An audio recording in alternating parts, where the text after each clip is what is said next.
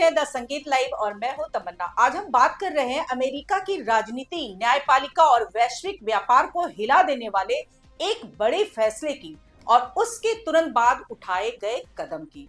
दरअसल अमेरिकी राष्ट्रपति डोनाल्ड ट्रंप ने ग्लोबल टैरिफ को 10% से बढ़ाकर 15% करने का ऐलान कर दिया है और यह फैसला ऐसे समय आया है जब अमेरिकी सुप्रीम कोर्ट ने उनके पहले लगाए गए व्यापक टैरिफ को रद्द कर दिया था। ट्रंप ने ट्रूथ सोशल पर पोस्ट कर जानकारी दी कि 24 फरवरी से 15% का नया ग्लोबल टैरिफ लागू होगा। इससे पहले शुक्रवार रात उन्होंने प्रेस कॉन्फ्रेंस कर सभी देशों पर 10% टैरिफ लगाने की बात कही थी, लेकिन अब इसे बढ़ाकर अधिकतम सीमा यानी 15% कर दिया गया है। महत्वपूर्ण बात यह है कि ये नया tariff international emergency economics powers act यानी IEEPA के तहत नहीं, बल्कि ट्रेड एक्ट 1974 के सेक्शन 122 के तहत लगाया गया है और ये अधिकतम 150 दिनों के लिए ही प्रभावी रहेगा। उसके बाद इसे जारी रखने के लिए कांग्रेस की मंजूरी जरूरी होगी। पूरा घटनाक्रम समझना बेहद जरूरी है। शुक्रवार को अमेरिकी सुप्रीम कोर्ट ने 6-3 के बहुमत से फैसला सुनाते हुए कहा कि राष्ट्रपति ट्रंप ने IEEPA कानून का इस्तेमाल करते हुए जो व्यापक रेसिप्रोकल टैरिफ लगाए थे वह अधिकार सीमा से बाहर थे। कोर्ट ने साफ कहा कि इन कानून के तहत राष्ट्रपति को इस तरह के व्यापक व्यापारिक टैरिफ लगाने का अधिकार नहीं है। यह शक्ति केवल कांग्रेस के पास है। कोर्ट ने यह भी टिप्पणी की कि अमेरिका दुनिया के हर देश के साथ युद्ध की स्थिति में नहीं है कि आपातकालीन शक्तियों का इतना व्यापक इस्तेमाल किया जाए। हालांकि 3 जजों justice Samuel Alito, justice Clarence Thomas और जस्टिस ब्रेन कैवना ने इस फैसले को असहमति जताई।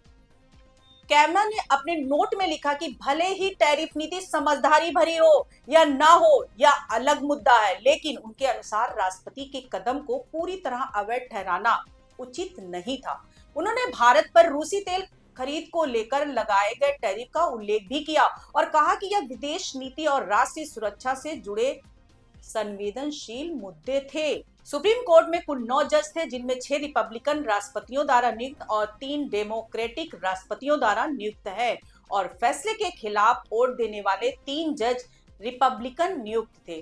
दिलचस्प बात यह है कि जस्टिस ब्रेन कैवना को स्वयं ट्रंप ने अपने कार्यकाल में 2018 में नियुक्त किया था।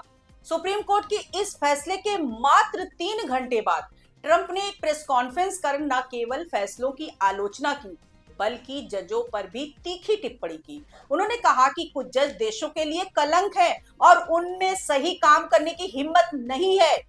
इसके बाद उन्होंने सेक्शन 122 के तहत नया टैरिफ लागू करने का रास्ता चुना। अब समझते हैं कि सेक्शन 122 है क्या। यह ट्रेड एक्ट 1974 का हिस्सा है और इसे इस उद्देश्य से बनाया गया था कि यदि अमेरिका को अचानक गंभीर व्यापार घाटे या आर्थिक संकट का खतरा हो तो राष्ट्रपति अस्थायी रूप से आयात पर टैरिफ लगा सके। ये टैरिफ अधिकतम 15% तक और अधिकतम 150 दिनों के लिए लगाया जा सकता है। इस दौरान सरकार स्थिति की समीक्षा करती है और यदि जरूरत हो तो आगे की कार्रवाई के लिए कांग्रेस की मंजूरी लेती है। इतिहास में झांकें तो 1971 में राष्ट्रपति रिचर्ड निक्सन ने व्यापार और भुगतान संतुलन के संकट के दौरान 10% का ग्लोबल टैरिफ लगाया था। उस समय अमेरिका लगातार ज्यादा आयात और कम निर्यात कर रहा था, जिससे डॉलर पर दबाव बढ़ रहा था। बाद में इसी तरह की परिस्थितियों से निपटने के लिए 1974 में ट्रेड एक्ट पारित किया गया, लेकिन न्यूयॉर्क टाइम्स की रिपोर्ट के मुताबिक सेक्शन 122 का अब तक कभी व्यापक रूप से उपयोग नहीं किया गया था। इसलिए यदि इसे अदालत में चुनौती दी जाती है तो इसकी व्याख्या कैसे होगी, यह अभी स्पष्ट नहीं है। ट्रंप प्रशासन का कहना है कि नया 15% ग्लोबल टैरिफ 24 फरवरी से लागू होगा और ये पुराने अवैध घोषित टैरिफ की जगह लेगा। हालांकि कुछ उत्पादों को छूट दी गई है। प्रशासन का तर्क है कि यह कदम अमेरिकी उद्योग की रक्षा और व्यापार घाटा कम करने के लिए जरूरी है। NBC न्यूज के अनुसार सभी व्यापारिक साझेदार देशों पर समान 15% टैरिफ लगाने का मतलब ये भी हो सकता है कि जिन देशों पर पहले बहुत ज्यादा टैरिफ था वो घट जाएगा, जबकि जिन पर कम था वो बढ़ जाएगा। यानी यह एक प्रकार का संतुलनकारी कदम है। कोर्ट के फैसले के बावजूद ये भी ध्यान रखना जरूरी है कि ट्रम्प के सभी टैरिफ खत्म नहीं हुए हैं। स्टील और एल्यूमिनियम पर लगाए गए टैरिफ अलग कानूनी प्रावधानों के तहत है, इसलिए वे जारी रहेंगे। लेकिन 2 श्रेणियों के टैरिफ रद्द कर दिए गए। पहली श्रेणी रेसिप्रोकल टैरिफ की थी, जिसमें चीन पर 34% और बाकी दुनिया पर 10% बेस लाइन टैरिफ लगाया गया था। वहीं दूसरी श्रेणी 25% टैरिफ की थी, जो कनाडा, चीन और मैक्सिको से आने वाले कुछ सामान पर फेंटेनाइल तस्करी के मुद्दे पर लगाया गया था। कोर्ट के फैसले के बाद ये दोनों श्रेणियां असमान हो गई।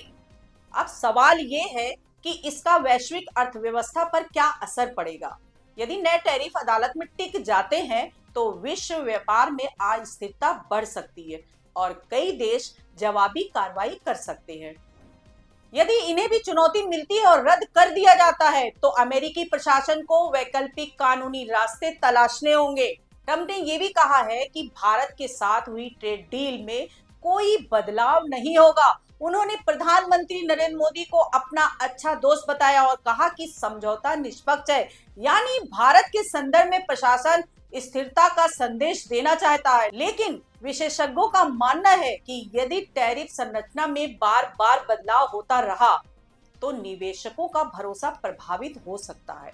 150 दिन की सीमा भी एक महत्वपूर्ण तथ्य है, क्योंकि यदि कांग्रेस समर्थन नहीं देती तो टैरिफ स्वतः समाप्त हो सकते हैं। इससे अमेरिकी राजनीति में भी टकराव की स्थिति बन सकती है। कुल मिलाकर यह मामला केवल व्यापार नीति का नहीं बल्कि शक्तियों के संतुलन का भी है।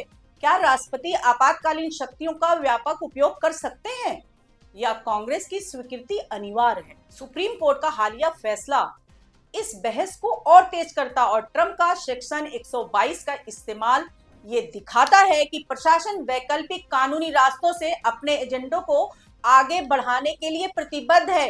अब आने वाले दिनों में यह देखना दिलचस्प होगा कि क्या इस नए 15% टैरिफ को भी कानूनी चुनौती मिलती है, और यदि मिलती है तो अदालतें इसे किस दृष्टि से देखती है। फिलहाल 24 फरवरी से दुनिया की कई देशों के लिए अमेरिकी बाजार में प्रवेश महंगा होने जा रहा है और इसका असर वैश्विक आपूर्ति श्रृंखलाओं से लेकर उपभोक्ता कीमतों तक दिखाई दे सकता है। आज के लिए इतना ही। नमस्कार दोस्तों।